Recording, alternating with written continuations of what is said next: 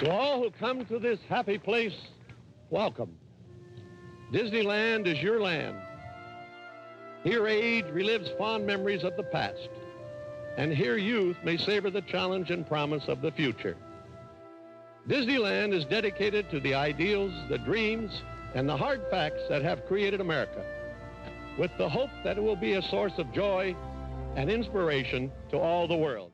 On July 17, 1955, the doors of the happiest place on earth open. Walt Disney, the founder, wanted to create a place of nostalgia, fantasy, and futurism. He intended Disneyland to have educational as well as amusement value, and to entertain adults and their children. As we know, the park was built in Anaheim, California, that is about 25 miles southeast of Los Angeles. In the summer of 1955, special invitations were sent out for the opening of Disneyland on July 17th. Unfortunately, the pass was counterfeited and thousands of uninvited people were admitted into Disneyland on opening day. The park was not ready for the public. Food and drink ran out, a woman's high-heel shoe got stuck in the wet asphalt of Main Street, and the Mark Twain steamboat nearly capsized from too many passengers. Disneyland soon recovered and added attractions that we know and love today. Special events and the continual building of new state-of-the-art attractions encouraged people to visit again. Later on, after the opening of Disneyland, Walt already had plans to acquire land for his Florida project. He wanted to build inland to reduce the risk of hurricanes, and he wanted lots of acreage. The place he chose was Orlando, Florida, and the construction of what we call today Magic Kingdom began. You've got the magic of Magic Kingdom. It's the old-time magic. That's what Walt originally envisioned when he started building parks. So Walt, the Magic Kingdom has a certain aura to it that the other parks don't have, an old-timiness to it. My name is Matt Briggs. I am a Disney fanatic. I've got 3 kids, so obviously that appeals to me to be associated with Disney, but the story goes back. First trip to Disney was before I was born. My parents took a trip to Disney World when my mom was pregnant with me, and that was my first trip to Disney World back in 1978. From the womb, I was a Disney fan. Disney World opened October 1st, 1971 with a single theme park, the Magic Kingdom, and 3 resorts, Disney's Contemporary Resort, Disney's Polynesian Village Resort, and Disney's Fort Wilderness Resort and Campground. Walt Disney's vision not only included theme parks, but also a futuristic city called Epcot, and that stands for Experimental Prototype Community of Tomorrow. This park opened in 1982, nearly 10 years later.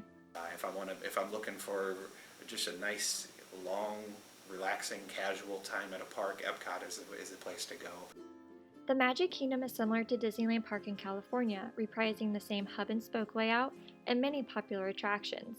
The 2 theme parks feature Main Street USA near the entrance, a castle in the center, and paths leading to Adventureland, Frontierland, Adventureland, and Tomorrowland. After the opening of Epcot, they had plans to open Hollywood Studios in 1989 and then Animal Kingdom in 1998. So, in total, there are 4 theme parks located in Orlando, Florida, and all have very different attractions to offer. I've been to all of the Florida parks, and to pick a favorite is a hard thing to do. If I'm looking for thrill rides, I want to go to Hollywood Studios. And Animal Kingdom is the newest of the bunch, and you get a new experience every single time. It's almost like a zoo. Disney decided to go worldwide, and today you can find a Disney theme park in Paris, Tokyo, Hong Kong, and China. Because of the expansion of theme parks, it has led to the expansion of new attractions throughout the years. Currently, Disney World is introducing some new attractions, such as Galaxy's Edge, Runaway Railway, and a few others. The question is, though, does it bring more people to Disney parks? The newest attraction that's being built that's going to be open up later this summer with Star Wars Galaxy's Edge, how Universal's response, they've never had a public statement or they've never had an actual public stance as to what their feelings are as far as Galaxy's Edge being built. Obviously, different parks are going to deal with different overflows. So when Harry Potter area was built, overflow people didn't want to deal with the crowds at Harry Potter area, so they started going over to Disney parks. So obviously everyone wins. You wonder if the same will be true once Galaxy's Edge opens up in August. As Disney properties have expanded, they've started bringing more characters in to where a ride will be built based off of a movie. There was an interview with Bob Iger a few years ago, the CEO of Disney, and it was in response to Universal Studios, Disney's main competitor, expanding out and with their Harry Potter area and their Harry Potter universe, and it was his kind of response to that. They said, what do you think of this? You know, you're going to get lots of new people coming to Orlando area for Universal and potentially taking crowds from you. And Disney's policy has always been that the more people, even from competitors, the more people in Orlando is only going to benefit all parks as a whole. According to AP News, Disney reported a 13% increase in parks revenue in its most recent quarter. Revenue at Universal's park grew by 14% in the first quarter. With that being said, Disney didn't make as much compared to Universal, but that won't stop Disney from continuing to expand. In fact, the theme park wars might get more competitive. That whole area is so large now that I do think that there's elements of it that are better in the past, because you're always going to be able to find something to do.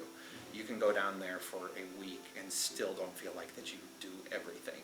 So there's an element to that's really nice, and obviously Disney likes it because it keeps people coming back to try new things that they didn't try the last time.